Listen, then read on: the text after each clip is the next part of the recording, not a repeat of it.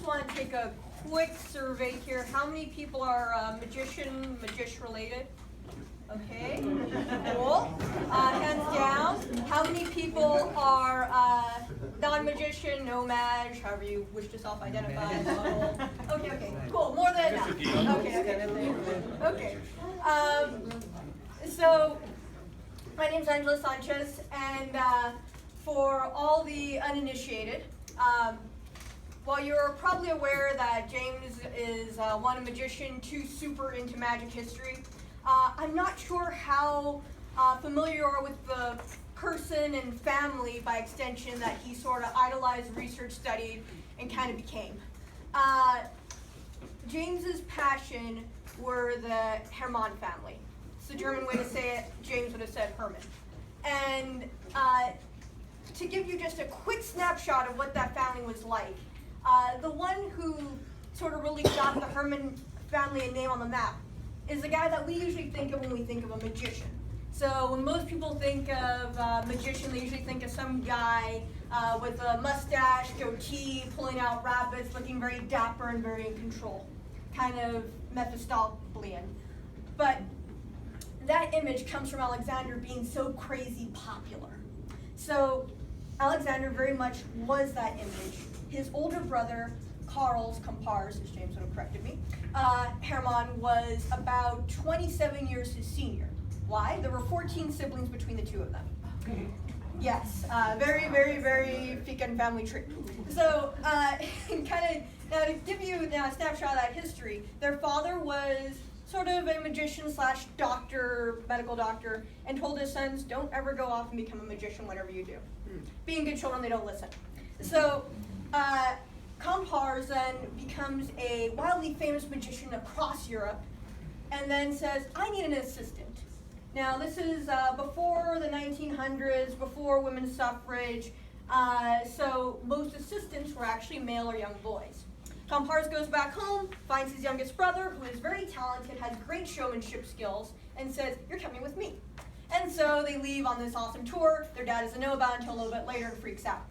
So, that being said, the older brother comes back and says, I want to take Alexander with me. I promise not to kidnap him again with your permission. And so their father says, fine, so long as he gets proper tutoring and a good education along the way. These two tour throughout Europe for pretty much all of Alexander's youth as he grows up in the space of his magician brother's profession. And all the while they perform for kings and queens of Europe, they have a great time. Alexander eventually becomes his own adept magician. He then goes off and decides that he is going to start touring on his own. Eventually Europe becomes too small for the two competing brothers. Alexander has to actually go overseas and start up in the US because, continent ain't big enough for the two of them. So, going off of that now, about a century later, we meet James Hamilton. And from there, he was so enraptured with this family's crazy history, specifically Alexander, who then became the equivalent of a billionaire here in the US. Alexander also had a lovely wife named Adelaide Herman, and the two of them became the biggest active magic at the time. Alexander, unfortunately, was terrible with his finances. He often would borrow against himself, always figuring that he would pay it back with the next show. On one occasion, when he was doing a benefit show for an orphanage, they were en route on a train. He suffered from a heart attack and passed away. Adelaide then had no time to grieve. She actually had to hurry up, pick up their show, and then perform that week. Show must go on. To make up the debt, she performed about 6 days out of the week, and on the 7th day she would travel. So she was selling off all of her husband's yacht, extra home, etc., and just kept on the road, eventually calling in his nephew from Paris to fill in for his role because he looked exactly like him with the mustache and goatee. So this is the iconic image of that family, and for all of you who knew James, when he would perform, he had that mustache and goatee. Now, my background in college was history. I specifically focused in magic history. And I was writing my senior thesis on women in magic. I had seen that the memoirs for Adelaide Herman, the Queen of Magic, were published by Margaret Steele.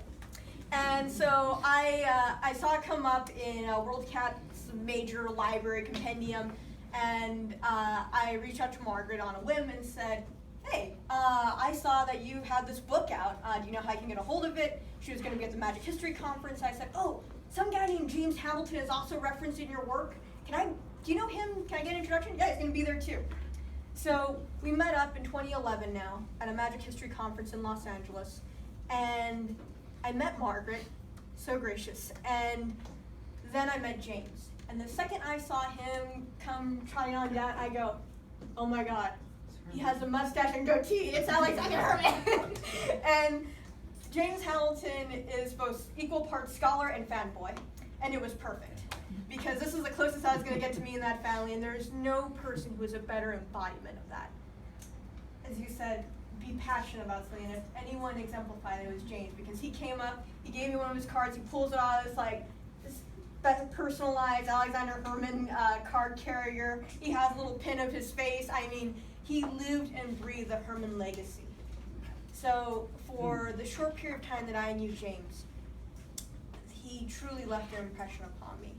And although I wish I had had more opportunities to visit him, I lived in Los Angeles, he was up in SF. So we pretty much only met either when he was in LA or we were both on the road at the same time. But for the chance I did get to meet him, I realized how lucky I am, how lucky so many of us were who only knew him for a few months too, to just have been touched by him and to really have shared in that magic with James. Thank you.